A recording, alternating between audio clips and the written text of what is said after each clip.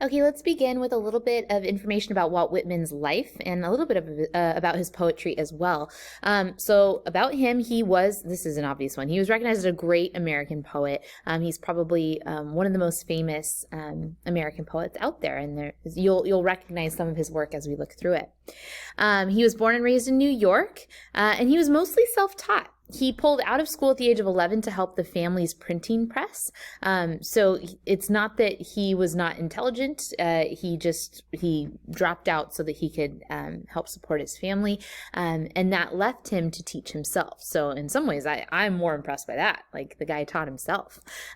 He absolutely loved reading. Okay, so that helped. But I always love this next detail because, like I said, he dropped out of school at the age of 11. And despite that, his first job was as a teacher. So I feel like there's a little bit of irony there. But ultimately, he really wanted to be a journalist. So he wanted to write, and he wanted to write about stories and investigate things. He felt very, very strongly about a few political things that were pretty divisive during his lifetime. He felt strongly about women's property rights. He felt that they should have them. He believed in immigration, and he was very much against slavery. In fact, he was so much against slavery, and slavery was such a hot topic during his lifetime, that he was actually fired from his newspaper editor job due to his opposition to slavery. So he believed it was wrong, and he was fired because of it. During the Civil War, that was his lifetime, so the Civil War was during his lifetime. And during the Civil War, he volunteered by visiting wounded soldiers. So he definitely cared for his fellow man, as you could see in his opposition to slavery and his dedication to those who are suffering. He would use his poetry to convey the belief in equality and the spiritual unity of all forms of life. So it was very, very transcendental. He believed in the equality of all people, which that's pretty normal, but the spiritual unity of all forms of life, including people. He celebrated the potential of the human spirit. He really was an optimist about people. He believed that people had this great potential to do great things and to be great and to be better forms of themselves. And so he believed in people. He also believed in a universal brotherhood, and he believed that there was a possibility for that in America. And the reason why I bring that up is because, again, consider the time period that he lived, the Civil War. The Civil War was when brother fought against brother, right? So he believed that that was an absolute shame, and instead he believed that we in the United States are kind of a member of a family, and not just members of the United States, but also everyone. He says a universal brotherhood, that all humans are connected, and we are a family. Leaves of Grass is his most famous published work. It is a collection of poems, and at the time it was considered disgraceful because it did not follow form and structure the same way that most traditional poetry did. But later in his life, it became much, much more widely accepted. Like I said, he had an unconventional style. He was known for writing in free verse, which means there was no rhyme and no meter. So he really was just kind of putting his thoughts on paper. It wasn't really there wasn't really structure or organization to his poems, and that's one reason people were like, well, then is it poetry? Even some of his poems were like encyclopedic lists, and so again, people would question, is that poetry? Now we widely accept it as such. Now you're going to go ahead and read with me When I Heard the Learned Astronomer. Okay, let's go ahead and review how to explicate poetry with Walt Whitman's poems. We're going to start with one called When I Heard the Learned Astronomer. So number one, we want to remember our 6 steps. So the first one is to identify the speaker and subject. So let's go ahead and read through it once and see if we can identify the speaker and the subject. It's called When I Heard the Learned Astronomer. When I heard the learned astronomer, when the proofs, the figures were ranged in columns before me, and when I was shown the charts and diagrams to add, divide, and measure them, when I sitting heard the astronomer where he lectured with much applause in the lecture room, how soon unaccountable I became tired and sick, till rising and gliding out I wandered off by myself in the mystical moist night air, and from time to time looked up in perfect silence at the stars. Okay, so we have 2 things we need to look at. Who is the speaker? Well, it's pretty obvious. We've got when I heard, so this is first person, so our speaker is I. As far as the subject goes, we can assume that our subject is astronomy, right? We're looking at astronomy here, so astronomy. Step 2 says to circle the relevant verbs. Remember, we're looking for powerful verbs, ones that tell us something about the message or the way that the author feels about something. So let's go ahead. We're going to highlight our verbs here. When I heard the learned astronomer, so in the first line we have the verb heard. When the proofs, the figures were ranged in columns before me. Okay, this word ranged might not be a word that you know. We may have to look that one up, but that is the verb there. They were ranged in columns before me. When I was shown the charts and diagrams, that's our verb. I was shown the charts and diagrams. To add, divide, and measure them, we can add those as different verbs. Add, divide, and measure them. When I, sitting, heard the astronomer, we've got the action is that he's sitting and that he's hearing.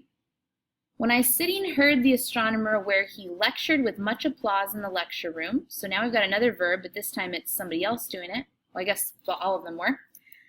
How soon, unaccountable, I became tired and sick.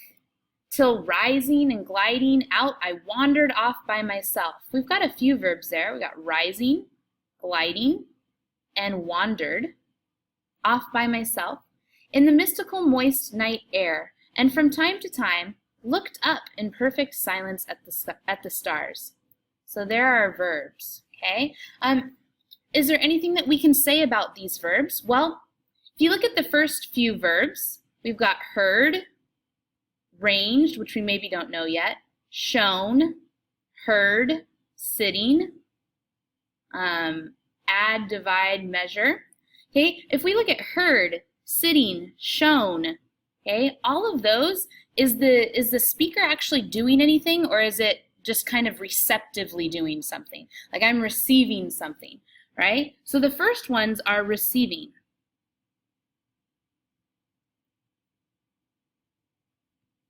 These three over here, where we say add, divide, and measure them, all three of those things sound very scientific to me. So now we've got scientific. But down at the end, it seems like there's a little bit of a shift, which I think we're kind of jumping to step 5, but that's okay. We've got rising and gliding and wandering and now looking. Okay, now we're switching from receiving actions to now I'm doing something. Right? Now the speaker is doing something. Rising, gliding, wandered, looked. So we've got now doing something, which I think is important because we've shifted from receiving something to doing something. The next step is to identify images, okay? And I think there's 2 big images in this poem. Let's see if we can take a look. It says, when I heard the learned astronomer, when the proofs, the figures were ranged in columns before me, when I was shown the charts and diagrams to add, divide, and measure them, when I sitting heard the astronomer where he lectured with much applause in the lecture room. Okay, we've already identified that some of those verbs are very scientific verbs. We've got kind of a sciencey feel here, but what I think is really important is this one, right, where we've got this lecture with this lecture room, right? So I think that's our big image here. So I'm going to add an image. You can see it. Okay, there's my lecture hall there. Okay, kind of stuffy, like I said, very scientific, right? We're going to add that over here. We've got our lecture hall over here. But let's go ahead and see what the next big image is here. How soon, unaccountable, I became tired and sick, till, rising and gliding, I wandered off by myself in the mystical moist night air, and from time to time looked up in perfect silence at the stars. So the speaker has left our gigantic lecture hall over here, right? The stuffy lecture hall.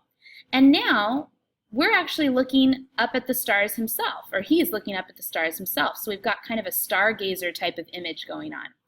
So we've got a lecture hall, that's our first image, and now we've got him outside in nature. That's our second image of him gazing at the stars himself. Okay, now the next thing we need to do is look up unfamiliar words. So maybe one unfamiliar word for you might have been ranged. Okay, this word right over here, this word ranged, maybe that one's an unfamiliar word. I'll just go ahead and give you the definition for right now. It's actually just a shortened version of the word arranged. Okay, so it's actually just shortened for the word arranged. Okay, so now when I say when the proofs, the figures were ranged in columns before me, that just means when it's being laid out in front of me. When he's trying, this learned astronomer, when he's trying to show me things about astronomy, he's presenting them to me, right? Okay, we already kind of talked about this one, but number 5 says note a shift in subject or perspective. Well, I think we've got a shift, number 1, in verbs. We've already talked about the shift in verbs. But another thing that is kind of a shift, remember we've got receiving actions to now doing something, okay? We've got a shift from images, right, from stuffy lecture hall to outdoors and in the beauty of nature, right? Where does that occur? Well, it occurs kind of right here. This is where the shift in verbs comes and the shift in images comes. But we also kind of have a shift right here because he's identifying that, hey, all that stuff is cool. This astronomers are arranging things in front of me and doing all sorts of really cool things. But it's right there in line 5 where it says, how soon unaccountable I became tired and sick. Right? That's where he really makes the statement that stuff isn't as good. Right? This astronomer's preaching at me and telling me all these facts and figures and scientific things about astronomy, but that wasn't really for me, right? So right there is the big shift in perspective.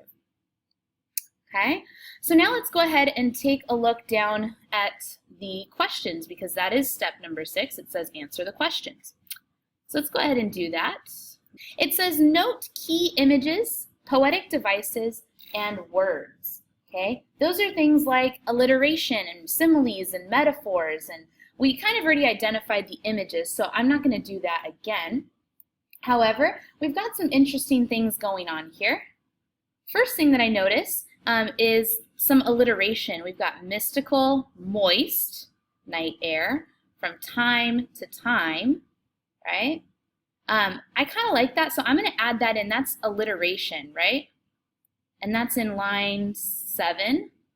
And you can even add line 8 as well, because I'm looking at it, and I'm seeing silence at the stars, right? We've got alliteration there. Okay? Another thing is there's something called assonance, so I'm going to add that in. That one might be something that you haven't heard of before, maybe you have. Assonance is when you have multiple words that kind of have similar soundings, okay? Like for example, when I heard the learned astronomer, heard and learn, those two things are kind of similar, so and they're repeated right next to each other. Then there's these rising and gliding. We've got ing at the end, right? It also goes along with time, rising, gliding, time, and then silence, and I think there was another one somewhere. Night. All of those have that I sound. Okay, so we can add those in if we want. Okay. Another one that you probably maybe have not heard of before, there's something called an anaphora. I'm going to write that in, anaphora. Maybe you've heard of it, maybe you haven't. An anaphora is when the beginning of the lines of a poem repeat. So if you look, when I heard the learned astronomer, when the proofs, the figures were ranged. So we've got when, right? All of those, that's an anaphora, when the beginning of the line kind of sounds the same. So I'm just going to put lines 1 through 4. Okay, good. Now, as far as the message of the poem it goes, I think it really has to do with the shift, right? We've shifted from receiving in a lecture hall, receiving in a lecture hall. Oops, that was a poor one. Okay, receiving in a lecture hall to now doing something outside and experiencing something for oneself. Remember that he says that he became tired and sick when he was just receiving facts and figures from the learned astronomer. But if you look at the last three lines, it says rising and gliding. We have kind of this dreamlike sequence. I wandered off by myself, mystical moist night air. There's a sense of adventure. There's a sense of kind of magic when he steps outside. So I'm thinking that the message of the poem is really to learn through experience. Go outside and experience astronomy rather than sitting there and listening to what other people have to say about it. I think that we can add that books and knowledge are great. However, there's just nothing like experiencing nature for itself, especially when it comes to nature. The last part we have down here is the connection to transcendentalism. So I think we can safely say that the connection to nature, or the connection between beauty and nature, is a big transcendental idea here. And experiencing things for oneself, not trusting others to do that for you, or to experience something for you.